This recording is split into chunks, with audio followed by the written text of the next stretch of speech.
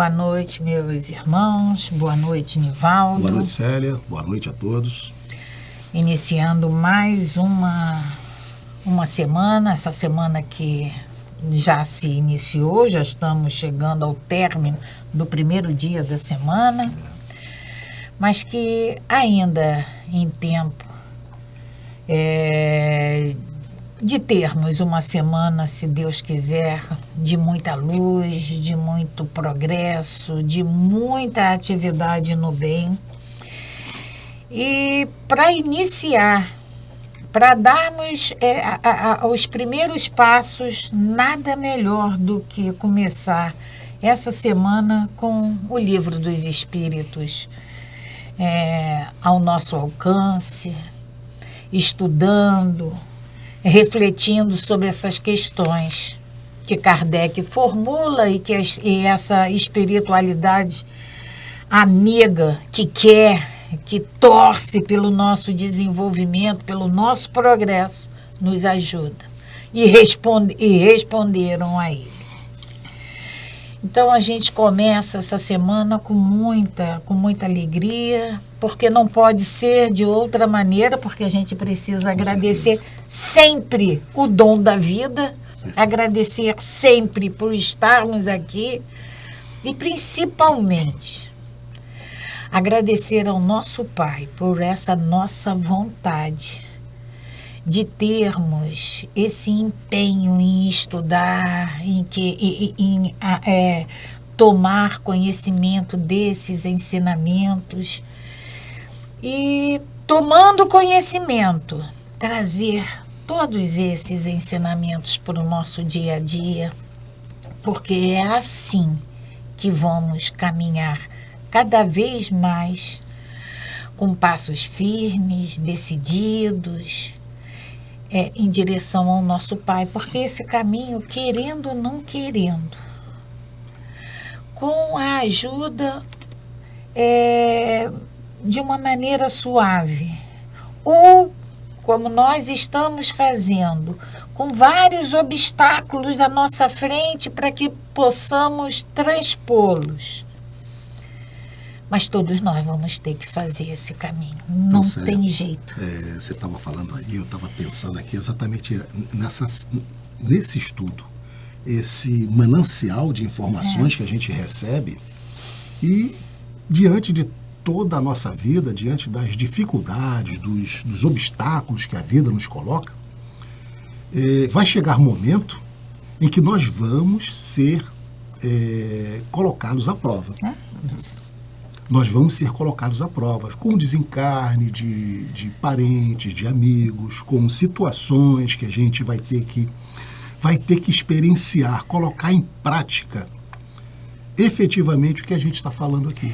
Nivaldo, ontem, no estudo presencial de ontem, no Livro dos Espíritos, como todos os estudos que nós aprendemos, o Livro dos Espíritos, o Evangelho segundo o Espiritismo, nós temos aquela página inicial de abertura, e ontem foi o quadro negro.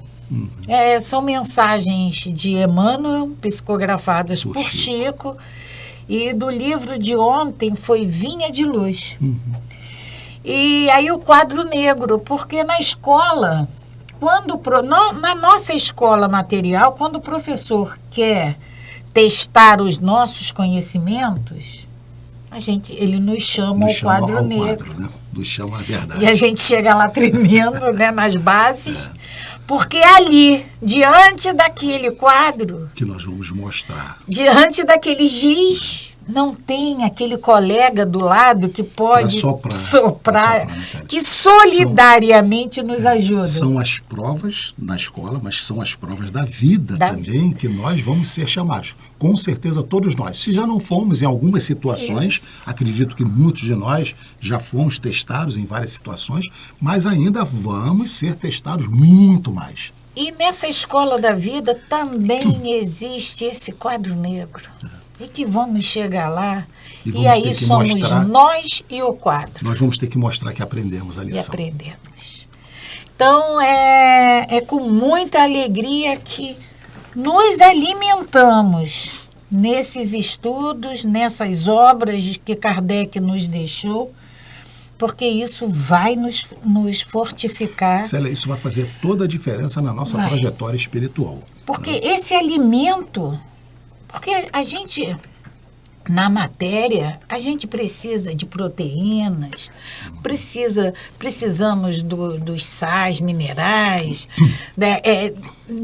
desse conjunto de alimentos que vão fortificar o nosso corpo físico. Mas o nosso corpo espiritual é também alimentado por esses ensinamentos. E não tenhamos dúvidas, nós seremos testados, como o Nivaldo falou, nós seremos testados. Se já não fomos, seremos, mas todos nós estamos nos fortalecendo para que possamos enfrentar essas provas. Exatamente. Até nisso, a misericórdia do nosso Pai é assim esplêndida. Então, para dar início ao nosso estudo dessa semana, vamos fazer a nossa prece, agradecendo sempre, mas agradecendo sempre a Deus, nosso Pai. Agradecendo, Pai, pelo dom da vida. Agradecendo, Pai, por mais essa oportunidade que nos está sendo concedida de estarmos aqui reencarnados, lutando, querendo, precisando, necessitando resgatar débitos imensos. Por isso, Pai, precisamos te agradecer sempre e te pedirmos que a tua luz, que a tua misericórdia esteja sempre presente, que a tua luz ilumine esse caminho que precisamos percorrer, que nosso Mestre Jesus nos dê a mão para que possamos nos sentir seguros nesse caminhar. Agradecemos também, Pai, a toda essa espiritualidade amiga e protetora que tanto nos ajuda, que tanto nos intui para que tomemos sempre as melhores decisões. Ao mesmo tempo, Pai, que agradecemos, precisamos também pedir perdão pelas inúmeras vezes em que somos intuídos e optamos por um outro caminho, por um outro percurso. Mas, Pai, nós já sabemos, Mestre Jesus, também já sabemos, Mestre, qual é o caminho, qual é a verdade que precisamos trilhar, precisamos procurar. Mestre Jesus, ilumina, nos proteja e nos alimente sempre nessa nossa necessidade de aprendizado, de incorporação desses ensinamentos. Que assim seja, Mestre, graças a Deus. Graças a Deus. Então, antes de darmos início ao nosso estudo, vamos fazer aquela página de reflexão que vai ser mostrado aí na tela para vocês, em que ela hoje é um pouquinho maior. E essa reflexão diz o seguinte: um sábio uma vez disse, ódio tem 4 letras, amor também. Mentira tem 7 letras, verdade também. Chorar tem 6 letras, sorrir também. Negatividade tem 12 letras, positividade também. Mal tem 3 letras, bem também. A vida tem 2 lados. Escolha o melhor dela. Então, essa reflexão nos leva a reflexionar, né, das opções que nós temos. Ódio ou amor? Está aí, a gente escolhe. Depende do nosso livre-arbítrio.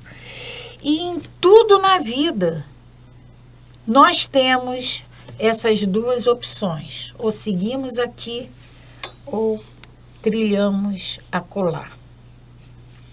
Mas todas as duas terão consequências. Uma espinhosa e a outra florida. Mas só depende da nossa, do nosso livre-arbítrio. A coisa é essa decisão que nosso Pai respeita, que nosso Pai ele não vai interferir, muito embora ele saiba que se optarmos por esse caminho aqui, ali na frente a gente vai se esborrachar, a gente vai lamentar. Mas ele permite. Foi nossa escolha. Ele permite que esse caminho seja trilhado. Porque aqui na frente, quando nós nos arrependermos, nós vamos voltar e percorrer esse outro caminho. Porque a educação, a maneira de educar do nosso Pai celestial, é diferente daqui, né, da matéria, do nosso Pai terreno. Uma tomada, por exemplo, a gente se preocupa em comprar aqueles protetores de tomada para colocar ali para o nosso filhinho, para o nosso neto não enfiar o dedinho ali. E se nós virarmos para o nosso Pai celestial e perguntar: Pai, eu posso colocar o dedo ali? Ele vai falar assim: pode. Porque quem impede a gente de colocar o dedo ali? Posso colocar o dedo ali? Pode. A gente coloca o dedo e leva aquele choque. Mas, pai, por que você não me falou? Você não perguntou as consequências de colocar o dedo ali.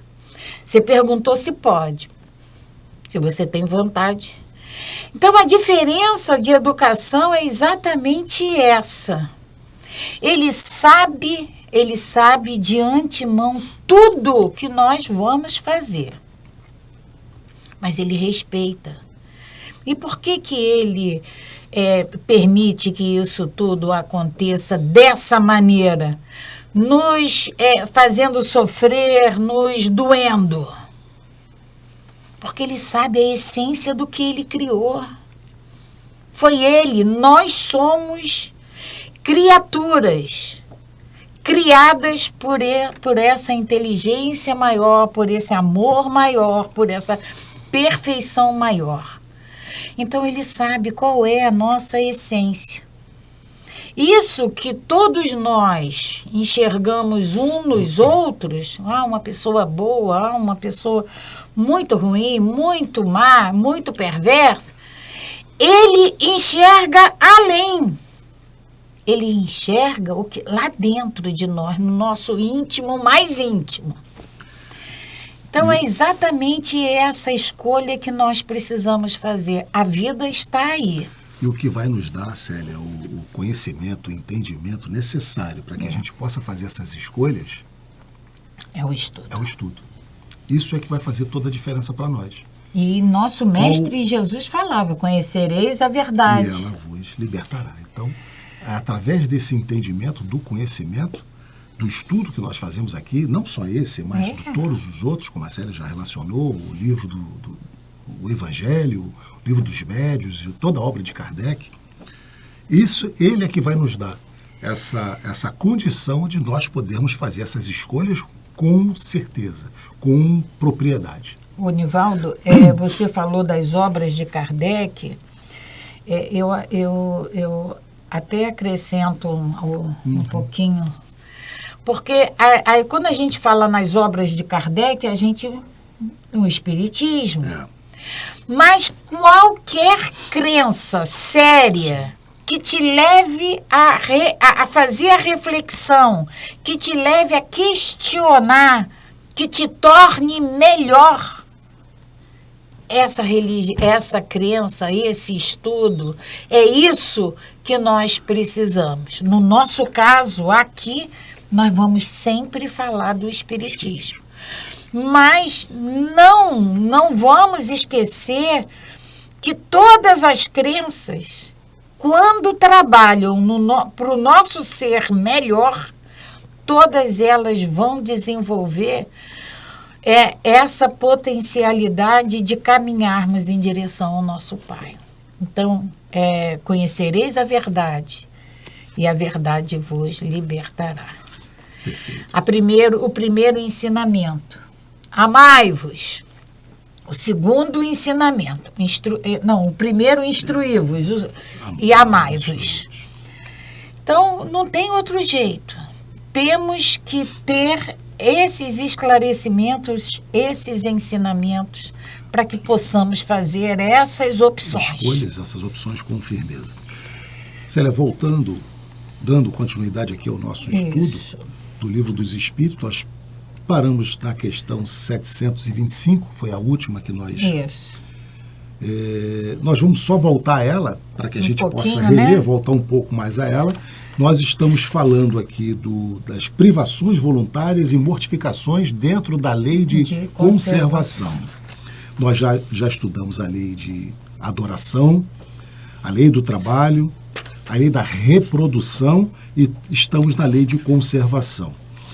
E a questão 725, Kardec questiona o seguinte: que se deve pensar das mutilações operadas no corpo do homem ou dos animais?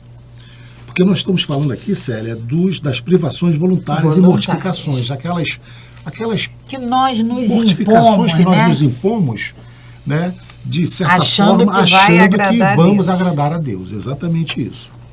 Então, que se deve pensar das mutilações operadas no corpo do homem ou dos animais? E eles respondem: com que propósito semelhante pergunta? Porque ele já vinha, olha ele já bem, vinha tratando isso. A espiritualidade já vinha nos dizendo o que é útil, o que não é útil, o que é agradável e o que não é agradável a Deus. E aí ele pergunta com que propósito semelhante pergunta, né? Agora, Nivaldo, só quando a gente lê essa primeira resposta da espiritualidade, a que propósito semelhante pergunta? A gente pode pensar que a espiritualidade já está irritada com esses questionamentos repetitivos de Kardec. Mas a gente sabe, a doutrina espírita nos diz, o livro dos médiuns afirma para todos nós que os espíritos evoluídos, que esses irmãos de luz, que é o caso dessas respostas, com certeza, eles nunca, mas nunca perdem a paciência com os nossos questionamentos, com as repetições que fazemos. Pelo contrário, né, Célia? Eles ficam muito felizes quando eles percebem que nós estamos querendo realmente entender a coisa como é. Então, essa primeira resposta, que propósito, não é com nenhum resíduo de irritação, de aborrecimento. Tá? Estás perguntando novamente se uma coisa é útil, porque o Kardec está falando aqui de uma mutilação, nós mutilarmos nosso corpo ou um corpo do animal. O que é útil não pode ser agradável. O que é inútil, né, repetindo, o que é inútil não pode ser agradável a Deus. E o que é nocivo sempre lhe é desagradável. Claro. Pois ficais sabendo que Deus só é sensível aos sentimentos que elevam a alma para Ele. É praticando sua lei que podeis livrar-vos das vossas matérias terrestres, e não a violando. Então, mutilarmos o nosso corpo, como muitos, né, algumas seitas pregam ainda até hoje, a mutilação do corpo no sentido de agradar a Deus, não tem significado, sentido nenhum. Não tem. A espiritualidade vem nos orientando, vem nos ensinando, vem nos esclarecendo sobre isso. Então, quando a gente toma conhecimento, quando a gente trava entendimento com alguém que defende essas mutilações, nós não temos que ficar batendo boca, sabe? Não temos que alimentar discussões, controvérsias, não temos. Mas a gente precisa entender. A gente respeita aquela posição, mas precisamos entender. Ter a nossa posição formada dentro desse entendimento, né? E aí vamos para a questão 726. Visto que os sofrimentos deste mundo nos elevam, se os suportamos devidamente, dar-se-á que também nos elevam os que nós mesmos nos criamos. Então, a doutrina é palavra corriqueira na doutrina que a dor nos eleva, que a dor é educativa, que é pela dor que nós aprendemos. E aí Kardec nos diz, se é pela dor, né?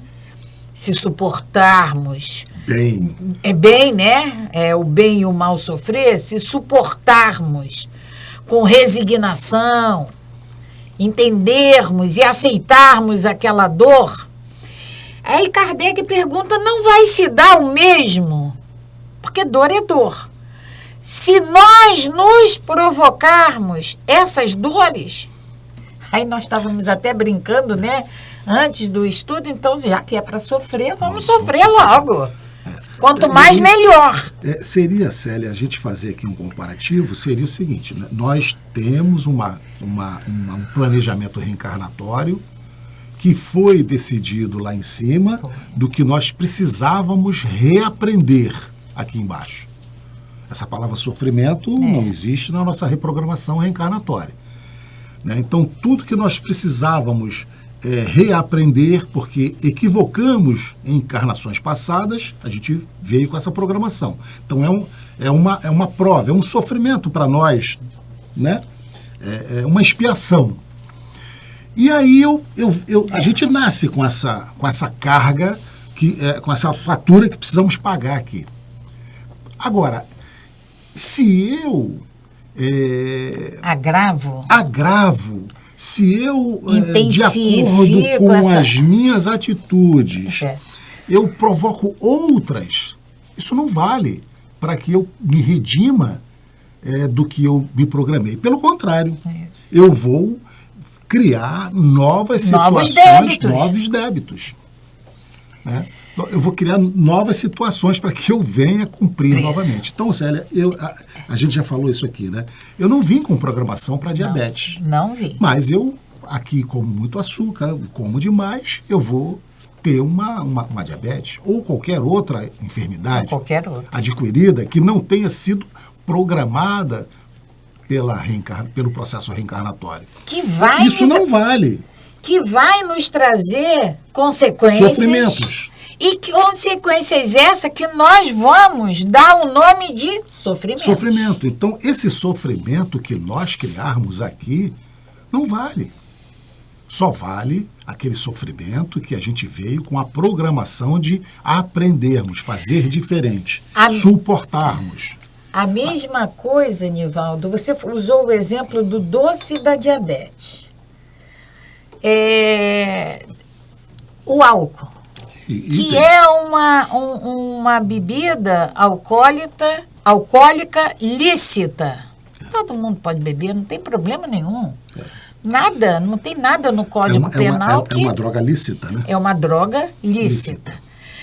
Então, a gente vem nessa encarnação para nos tornarmos alcoólicos? Não, ninguém vem com essa programação.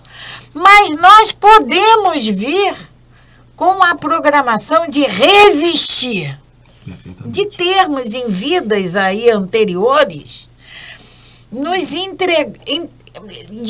de termos vivido assim, entregue às drogas, o Vícios, álcool. o álcool, o fumo e outras drogas. E aí viemos nessa encarnação com a programação de resistir. Aí a gente não resiste, se entrega novamente, desenvolve uma hepatite, uma cirrose, desenvolve uma cirrose. E aí isso gera sofrimento para nós, para todos ao redor de nós. Isso aí foi provocado ou não?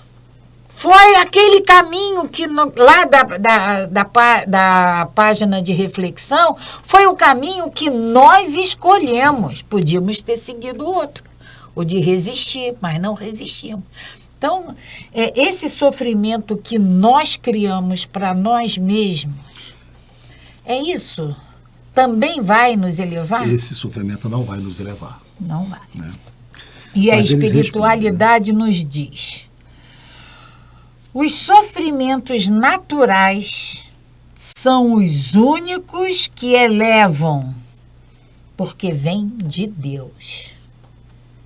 Os sofrimentos naturais, a gente lembra Os das sofrimentos programações. programados no nosso processo reencarnatório. Né? A gente já falamos aqui várias vezes sobre esse planejamento que todos nós temos, individual e coletivamente. Nós viemos com um planejamento reencarnatório. E esse sofrimento natural, em função desse planejamento, isso vem de Deus. Os sofrimentos voluntários de nada servem quando não concorrem para o bem de outrem. Aí nós vamos lembrar de Irmã Dulce, de Madre Teresa, que muitas das vezes deixava de fazer refeições, deixava de dormir em uma cama, dormia no chão, não se alimentava para que o prato de comida delas servisse para um irmão mais necessitado. Isso é um sofrimento que elas se impunham, mas visando o bem de outrem. Esse sofrimento que nós nos impomos visando só o nosso bem, não é esse, de nada vale. Supões que se adiantam no caminho do progresso os que abreviam a vida, mediante rigores sobre-humanos, como fazem os bonzos, os faquires e alguns fanáticos de muitas seitas. E nós temos um exemplo, né? Agora. Privações de alimentação, de tudo mais, que levam a uma morte, precipitam a morte. Esses fanáticos de muitas seitas, nós tivemos há pouco tempo um conjunto de irmãos, um número até elevado de irmãos que desencarnaram porque eles foram instruídos a não se alimentar, porque assim eles viriam a Deus. E desencarnaram. Aí a gente vai parar e vai pensar, não se alimentar. Viram Deus? Não. Qual o sentido? Não se alimentar para ver a Deus. Qual é o bem? Qual é a finalidade útil? Qual é o bem coletivo que essa ausência de alimento pode causar? Nenhuma. E a espiritualidade continua. Porque, de preferência, não trabalham pelo bem de seus semelhantes. Tá bem. Exemplo? Tá bem. Deixou de se alimentar, mas vamos lá distribuir o nosso alimento para outro. Perfeitamente. Mas eu, É. repetindo, Nós falamos aqui, né, Célia, no jejum, no jejum, né? Muita gente, em determinadas épocas do ano, nossos se irmãos judeus fazem se jejum impõe até hoje, né? jejum, mas com a geladeira cheia. Com a geladeira cheia. Então, é uma opção de castigo para si. Aqui, né? Quando... Se impor um sofrimento. Eu vou ficar sem tomar café da manhã, ou mas sem, depois eu abro a sem geladeira comer qualquer coisa.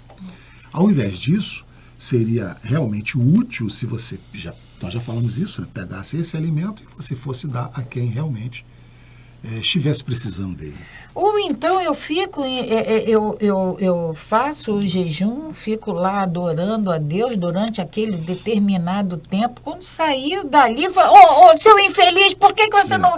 Enquanto eu estava lá... Aí eu trato meu irmão como eu não quero ser tratada. Ou seja, de que adiantou? Tudo nós precisamos pensar que tem que ter uma finalidade útil. Com certeza. Não tem jeito. Então, repetindo essa resposta da espiritualidade. Porque, de preferência, não trabalham pelo bem de seus semelhantes. Vistam o indulgente. Consolem o que chora. Olha quanta coisa se pode fazer. Não custa muito trabalho, não. Trabalhem pelo que está enfermo.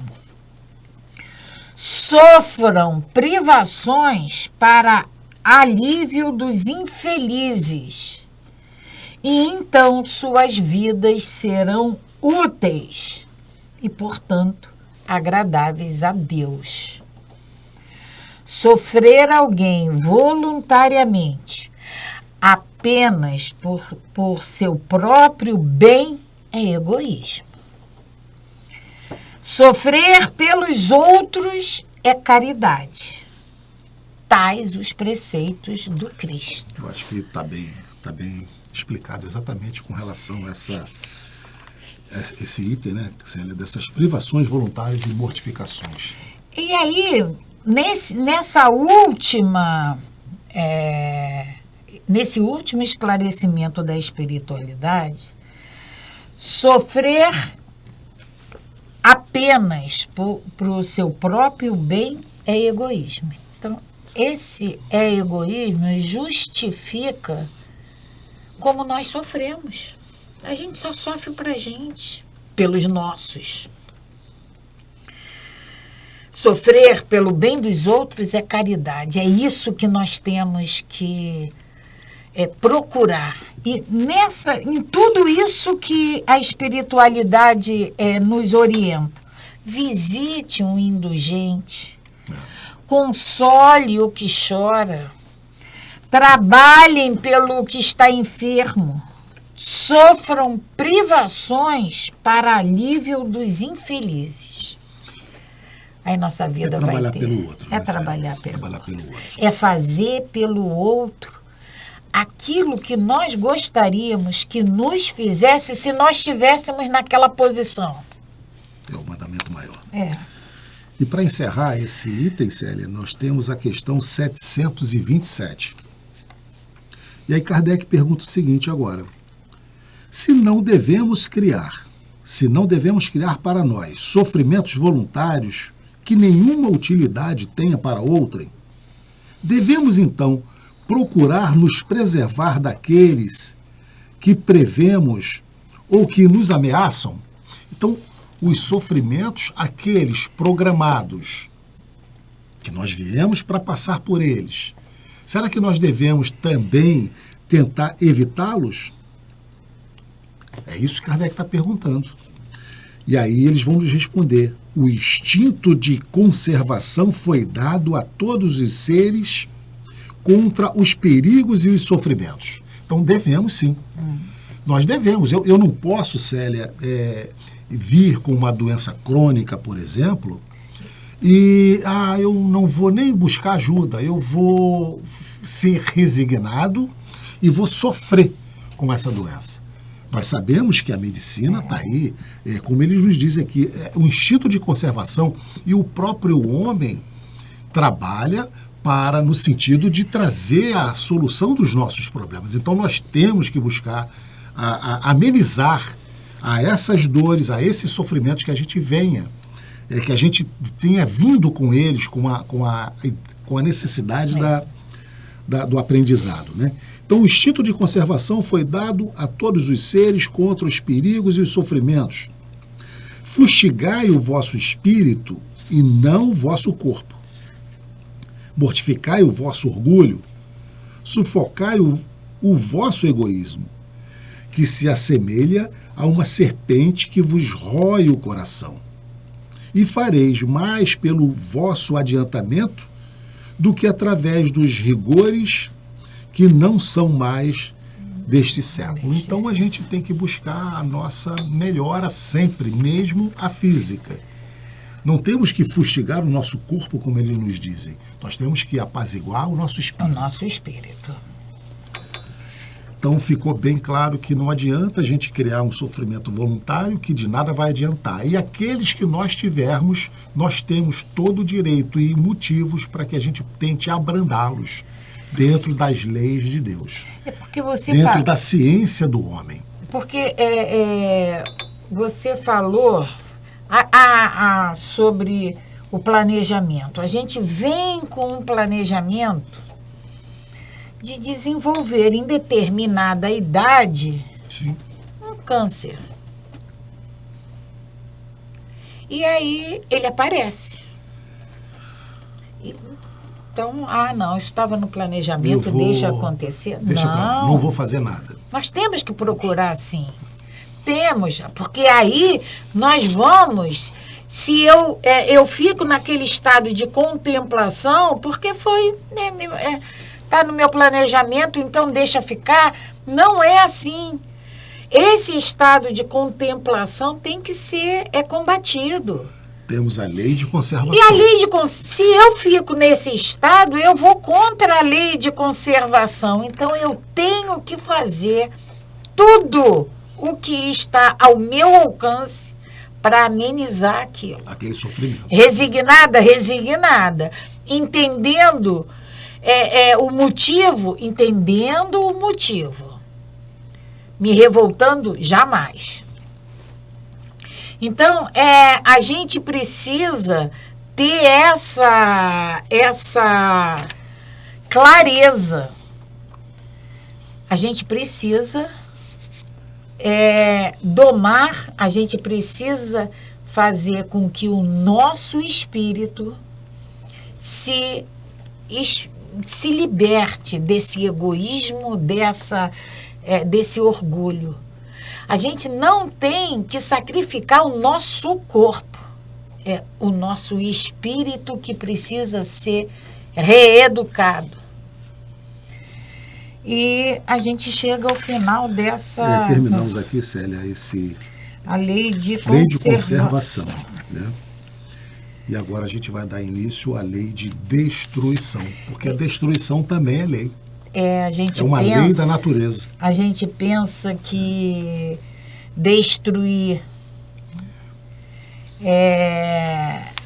como porque que destruição... A lei de destruição, né, Célia, está ligado à renovação. Porque a gente...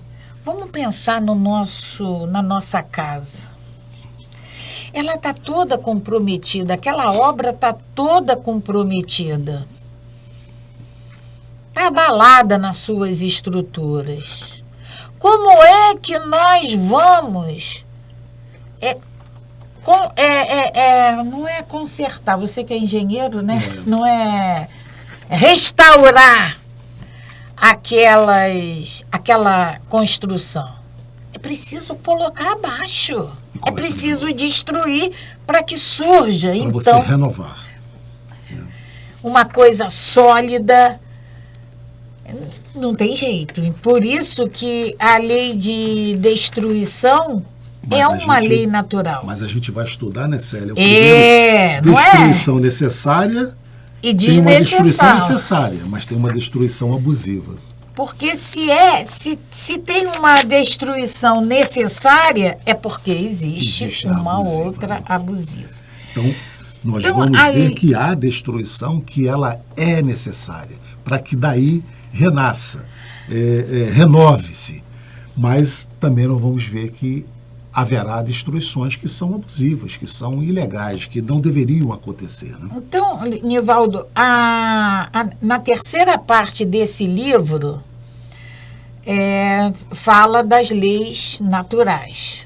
Essa lei de destruição é a sexta lei. São 12.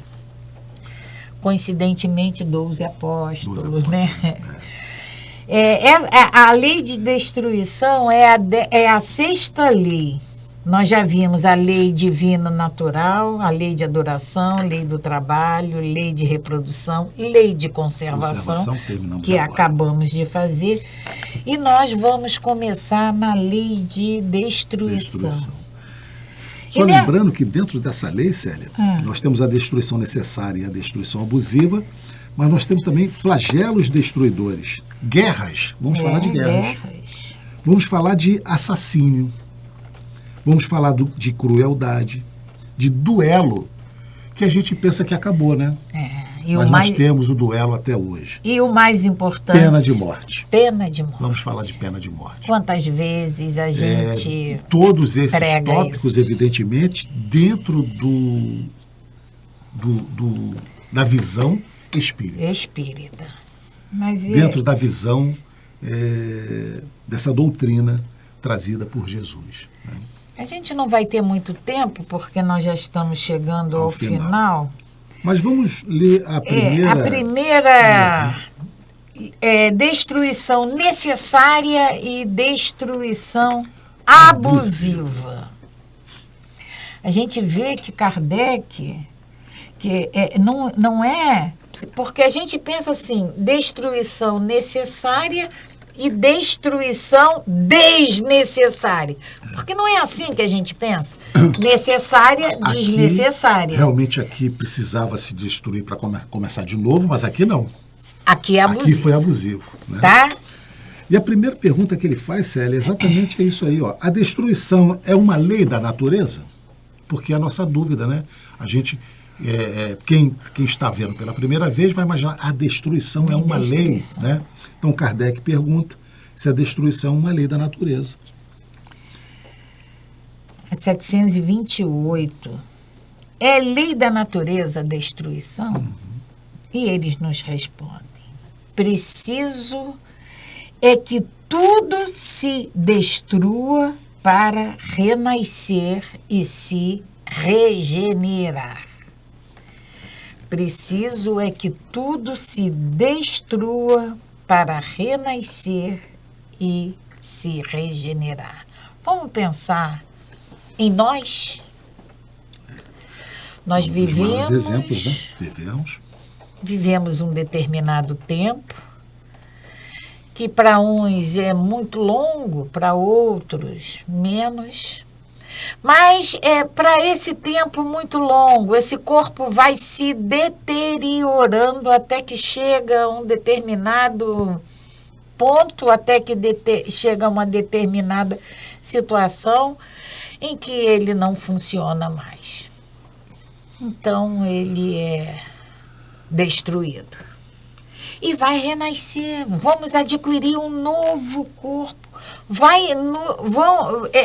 A misericórdia do nosso Pai vai permitir que a gente renasça.